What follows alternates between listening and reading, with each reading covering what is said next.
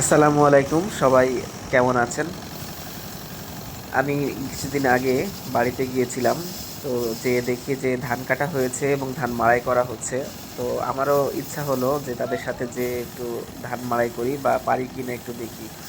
তো যেয়ে আমিও ধান মাড়াই করা শুরু করলাম। আসলে কাজটা দূর থেকে দেখে যতটা সহজ মনে হচ্ছিল, আসলে ঠিক ততটা সহজ না। এর নিয়ম আছে, আবার কিছু ভয়ও আছে, কারণ একটু ভুল হলে হাতে আবার লেগে যেতে পারে।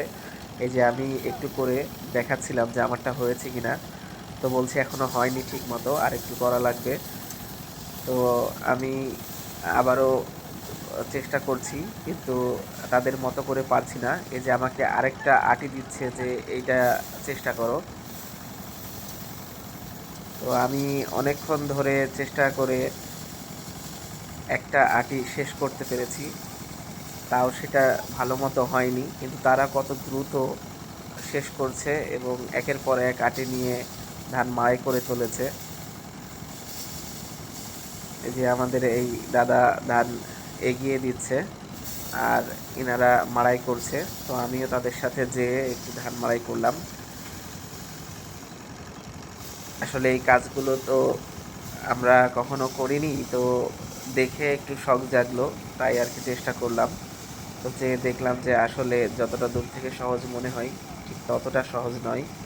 এর কিছু নিয়ম আছে এবং আবার হাতে যেন না লেগে যায় সেদিকটাও খেয়াল রাখতে হয়। তো ধান মাড়াই করার পরে অনুভূতিটা কেমন ছিল এটা আমার ভাতিজা রেকর্ড করেছে, সেটা আপনাদের সাথে শেয়ার করছি।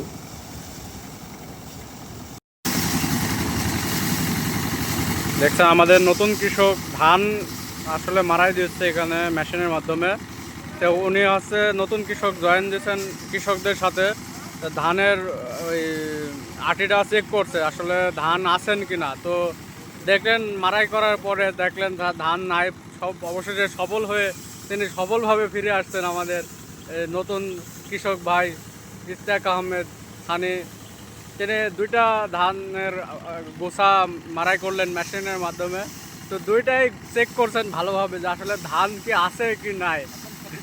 তো অবশ্যই তখন বুঝতে পারলেন যে আসলে ধান নাই। তা কেমন লাগলো আপনার অনুভূতি ধান মারাই দিয়ে? হ্যাঁ, খুব ভালো লাগলো। তবে কাজটা দেখে যতটা সহজ মনে হয় আসলে ততটা কিন্তু সহজ নয়। কিছু নিয়ম নীতি আছে। একটু ভুল করলে কিন্তু যেমন নিজের ক্ষতি হওয়ার সম্ভাবনা আছে, বিপদের সম্ভাবনা আছে, ঠিক তেমনিভাবে ধানটাও কিন্তু ভালো মতো মাড়াই হবে না। এই জন্য ধানটা ভালোভাবে মাড়াই করার জন্য অবশ্যই সেই নিয়মটা আগে জানতে হবে যে এটা কিভাবে করতে হয়। দেখে মনে হচ্ছে খুব সহজ, কিন্তু আসলে কিন্তু কাজটা আপনার কি ভয় ভয় লাগছিল একটু? না, ভয় না, ভয় লাগেনি। না হাত যদি মেশিনের ভিতর ঢুকে যায় বা হাত কাটে যায়? এসব কোনো ভয় লাগেনি। আমার কাছে ইজি মনে হচ্ছে। আপনার গোছাটা কি দেখছিলেন ভিতরে, কি কোনো কিছু আছে কিনা, কি কি করছিলেন এটা নিয়ে হাতে না, না, নিয়ে? আমি দেখছিলাম যে সব ধানগুলো আসলে মানে মাড়াই হয়েছে কিনা, সবগুলো ধরে গেছে কিনা, নাকি এখনো লেগে আছে ধান, ঠিক মতো হলো কিনা সেটা দেখছিলাম। কারণ ওনারা যেভাবে করতেছে কি সুন্দর, অল্প কিছুতেই সুন্দরভাবে অল্প সময়ে একদম সব ধান নেমে যাচ্ছে। কিন্তু আমি যখন করছিলাম তখন দেখছি কিছু না কিছু থেকেই যাচ্ছে। আসলে অভিজ্ঞতা না থাকলে যা হয়। পরে এই জন্য একটু চেক করছিলাম যে আসলে ওটা কি ঠিক মতো হয়েছে কিনা। অবশেষে সফল হয়েছেন। হ্যাঁ, হ্যাঁ, অবশ্যই আহ, সফল হয়েছি ঠিক এবং দারুণ একটা অনুভূতি। হ্যাঁ, ঠিক। আসলে প্রযুক্তির ব্যবহার এখন গ্রামে সব জায়গায় ছড়িয়ে পড়েছে। আগে তো দেখতাম যে আমরা বাড়ি দিত গরু দিয়ে, মাটিতে গরু মাটিতে। দিয়ে অথবা হাত দিয়ে, বাড়ি দিয়ে অথবা পাওয়ার টিলার দিয়ে ঘুরে ঘুরে এভাবে হ্যাঁ হ্যাঁ। ধান মাড়াই করা হতো। কিন্তু এখন তো দেখছি যে এই যে প্রযুক্তি চলে এসেছে মেশিনে, মেশিনের শুধু মাধ্যমে। ধরলেই অল্প সময়ে এবং হচ্ছে খুব সহজেই সুন্দর করে ধান মাড়াই করা যাচ্ছে। এবং এতে গরুর খাবারের জন্য যে আউড় বলি আমরা এগুলোকে, এই আউড়গুলো হচ্ছে এগুলো গরুর খাবারের জন্য খুব সহজেই সংরক্ষণ করা যাবে এবং কি সুন্দর আটি বেঁধে থাকছে আর কি। এই তো।